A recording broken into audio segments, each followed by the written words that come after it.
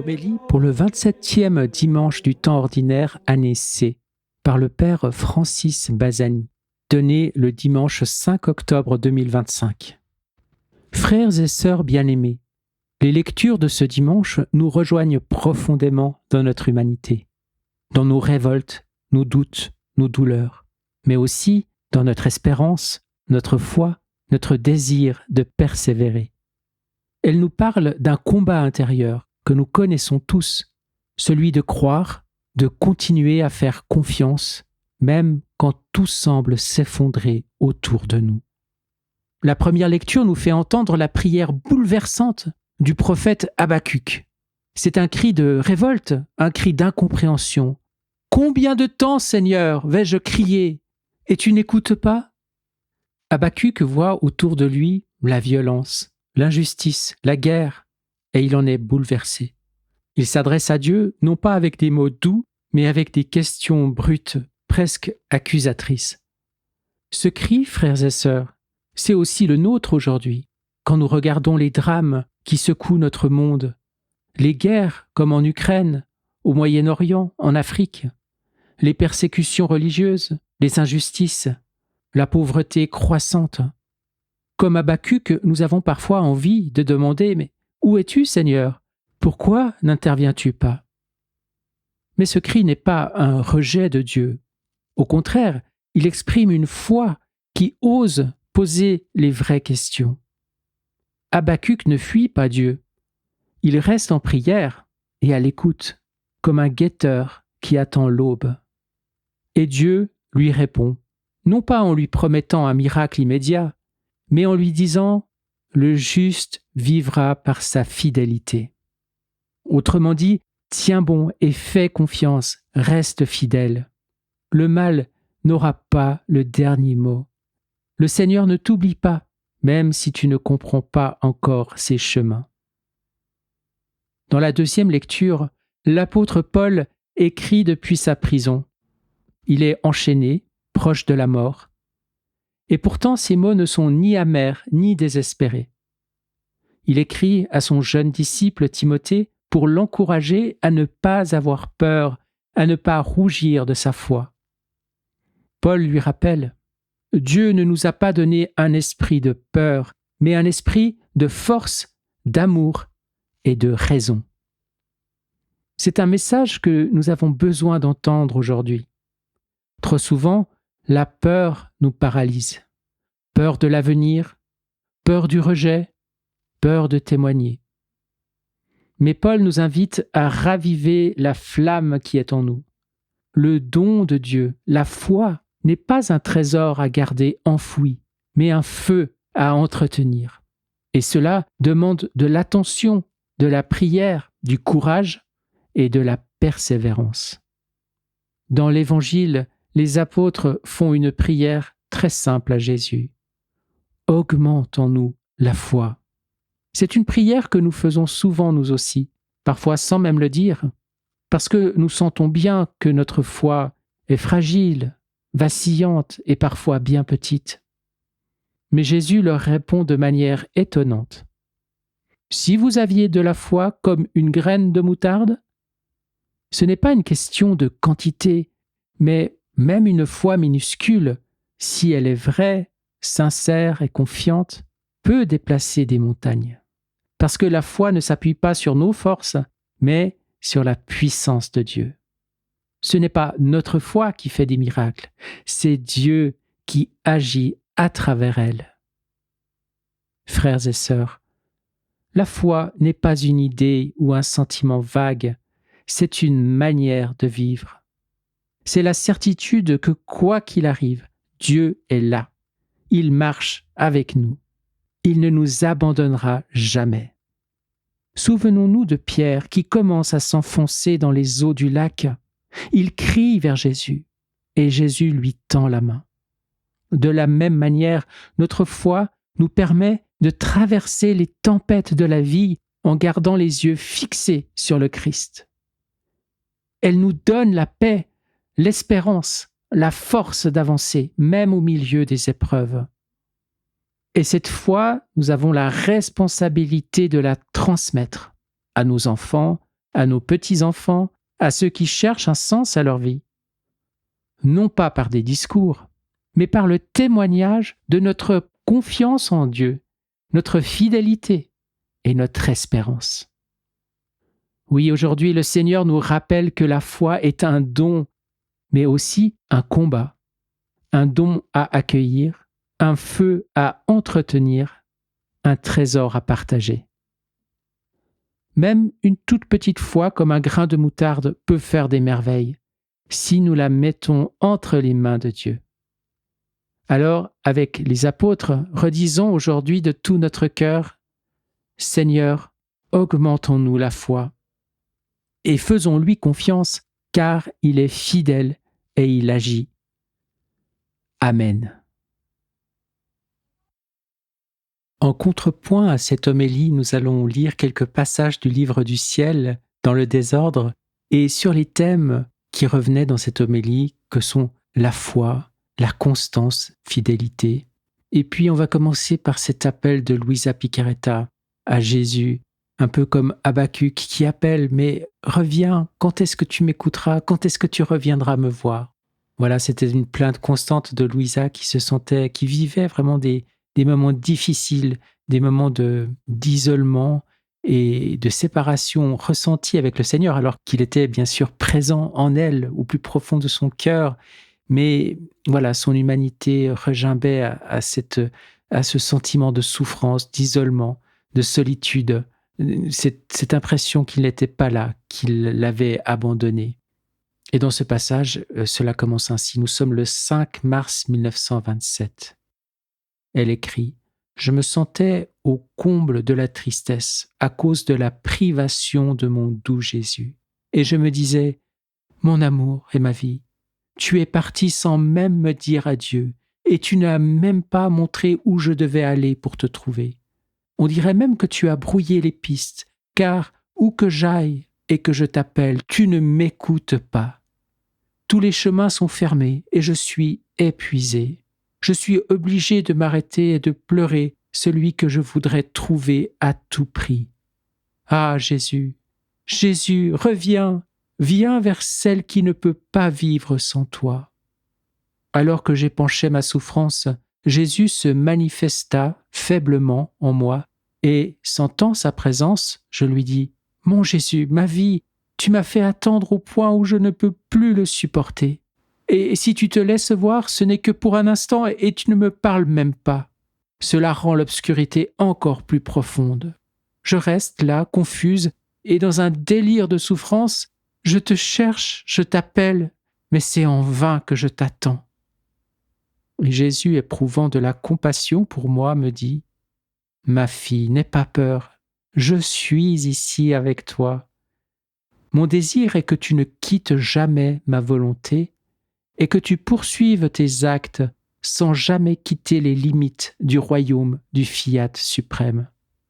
C'est ce qui te donnera la constance, qui te fera à la ressemblance de ton Créateur, alors qu'un acte a la vertu de continuer sans fin. Un acte ininterrompu n'appartient qu'à Dieu, et ces actes ne connaissent pas d'interruption. Par conséquent, notre constance est inébranlable, et notre immensité, qui s'étend partout, rend nos actes ininterrompus. Et partout où nous allons, nous trouvons notre constance qui nous rend le plus grand honneur, nous fait reconnaître comme l'être suprême, le créateur de toutes choses, en qui tout subsiste sans fin. Ma fille, la constance a une nature divine, et elle est un don divin. Il est donc juste que nous donnions cette participation et cette dot à celle qui doit être la fille de notre divin Fiat et qui doit vivre dans notre royaume. Ainsi, en poursuivant sans interruption tes actes dans la divine volonté, tu montres que tu es déjà en possession du don de notre constance. Combien de choses nous dit la constance? Elle dit que l'âme n'agit que pour Dieu. Elle dit que l'âme agit avec raison et avec un pur amour, et non avec passion et par intérêt personnel. Cette âme est consciente et sait le bien qu'elle fait. Par conséquent, sois constante dans tes actes et tu auras toujours notre divine constance dans tes œuvres. Nous allons maintenant lire un passage fameux du tome 2 intitulé « La foi ». Il se trouve à la date du 28 février 1899. Louisa écrit « Pendant que je regardais le confesseur, je me suis souvenu qu'il m'avait demandé d'écrire sur la foi selon ce que Jésus m'a enseigné. Je songeais à cela quand soudain le Seigneur m'attira si fortement vers lui que j'ai senti que je quittais mon corps pour me joindre à lui dans la voûte des cieux. Et il me dit « La foi, c'est Dieu ». Ces mots émettaient une lumière si intense qu'il m'apparaît impossible de les expliquer. Cependant, je ferai de mon mieux. J'ai compris que la foi, c'est Dieu lui-même. Comme la nourriture matérielle donne vie au corps pour qu'il ne meure pas, la foi donne vie à l'âme. Sans la foi, l'âme est morte. La foi vivifie, sanctifie et spiritualise l'homme. Elle l'aide à garder les yeux fixés sur l'être suprême, de sorte qu'il n'apprenne rien des choses d'ici-bas, si ce n'est à travers Dieu. Oh, le bonheur de l'âme qui vit dans la foi! Son envol se fait toujours vers le ciel. Elle se voit toujours en Dieu. Quand vient l'épreuve, sa foi l'élève vers Dieu et elle se dit « Oh, je serai d'autant plus heureuse et riche au ciel ». Les choses de la terre l'ennuient, elle les déteste et les piétine. L'âme remplie de foi ressemble à une personne riche à millions, possédant de vastes royaumes, et à qui quelqu'un voudrait offrir un sou. Que dirait cette personne? Ne serait-elle pas insultée? Ne lancerait-elle pas ce sou au visage de la personne qui l'a ainsi interpellée? Et si ce sou était recouvert de boue comme les choses de ce monde et qu'on voulait seulement le lui prêter? Alors la personne dirait « Oh, je possède d'immenses richesses et tu oses m'offrir ton misérable sou boueux, et de plus pour un temps seulement ?» Elle refuserait l'offre immédiatement. Telle est l'attitude de l'âme de foi en regard des biens de ce monde. Revenons maintenant à l'idée de la nourriture. Quand une personne absorbe de la nourriture, son corps est non seulement sustenté, mais la substance absorbée se transforme en son corps. Ainsi en est-il de l'âme qui vit dans la foi. En se nourrissant de Dieu, elle absorbe la substance de Dieu et en conséquence, elle lui ressemble de plus en plus. Elle est transformée en lui. Puisque Dieu est saint, l'âme qui vit dans la foi devient sainte. Puisque Dieu est puissant, l'âme devient puissante. Puisque Dieu est sage, fort et juste, l'âme devient sage, forte et juste. Il en va ainsi pour tous les attributs de Dieu. En somme, l'âme devient un petit Dieu.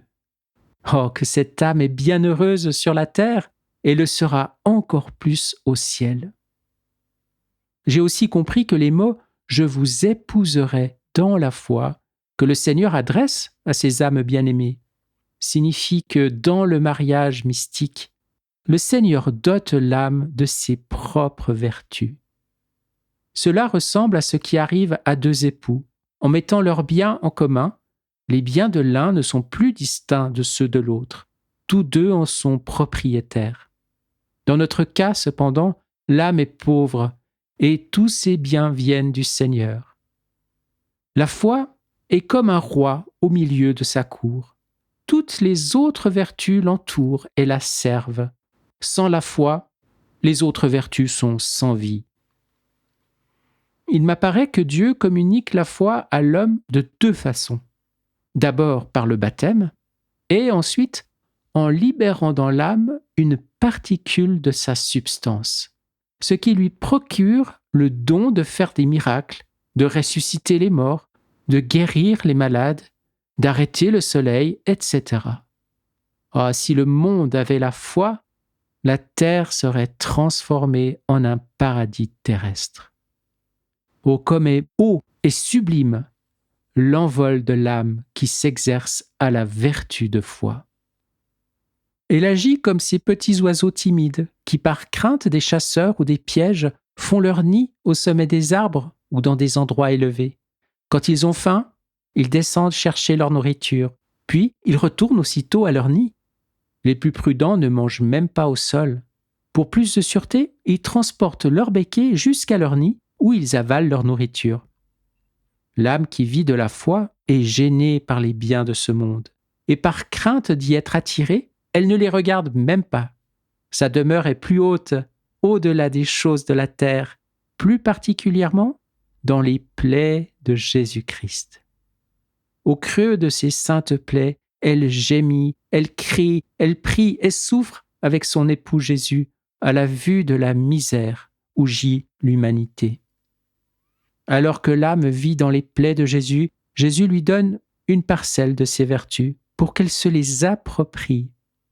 Cependant, même si elle reconnaît ces vertus comme siennes, elle sait qu'en réalité elles proviennent du Seigneur. Il arrive à cette âme ce qui advient à une personne qui reçoit un cadeau. Que fait-elle ? Elle l'accepte et en devient propriétaire. Mais à chaque fois qu'elle le regarde, elle se dit « Cet objet est à moi, mais c'est telle personne qui me l'a donné. » Ainsi en est-il pour l'âme que le Seigneur transforme en son image, en lui communiquant une particule de son être divin. Vu que cette âme déteste le péché, elle a de la compassion pour les autres âmes et elle prie pour celles qui se dirigent vers le précipice.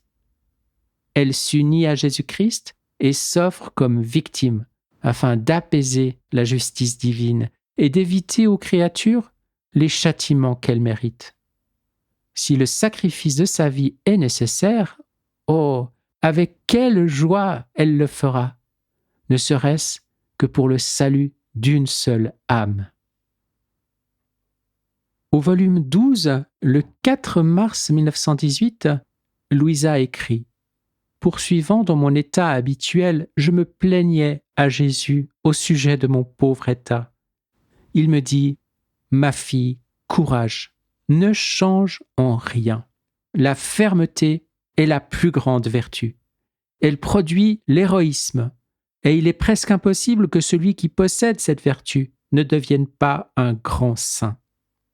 La répétition des actes vertueux fait naître dans l'âme une fontaine d'amour nouveau et croissant.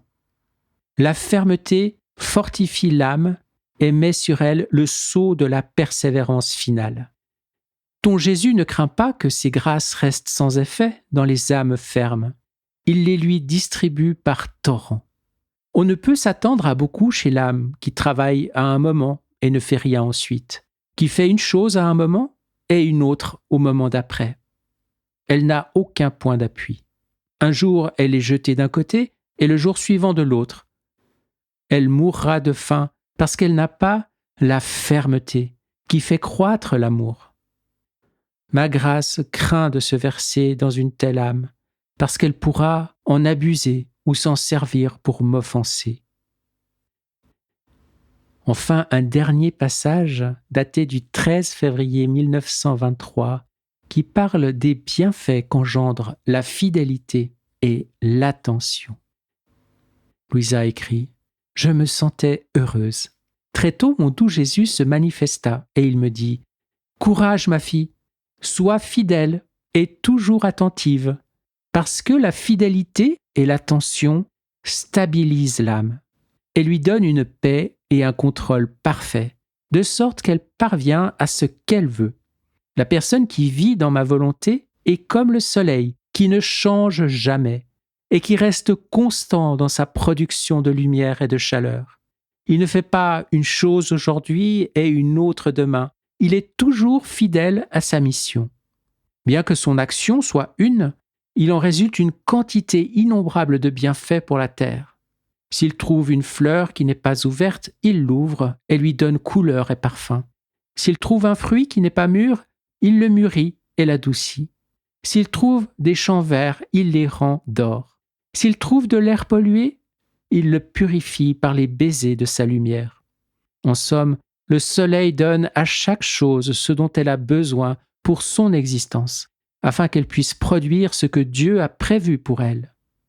Par sa fidélité et sa constance, le soleil accomplit la divine volonté sur toutes les choses créées. Oh, s'il n'était pas toujours fidèle à envoyer sa lumière, quelle confusion régnerait sur la terre. L'homme ne saurait pas comment gérer ses champs et ses récoltes. Il dirait « Si le soleil ne me fournit pas sa lumière et sa chaleur, je ne saurai pas quand il y aura une récolte ou quand les fruits seront mûrs. » Il en va ainsi pour l'âme fidèle et attentive qui vit dans ma volonté. Son agir est un, mais ses effets sont innombrables.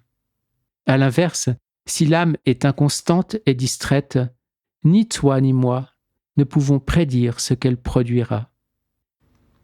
Que le Seigneur nous aide à vivre dans cette lumière et dans cette constance. Amen, fiat.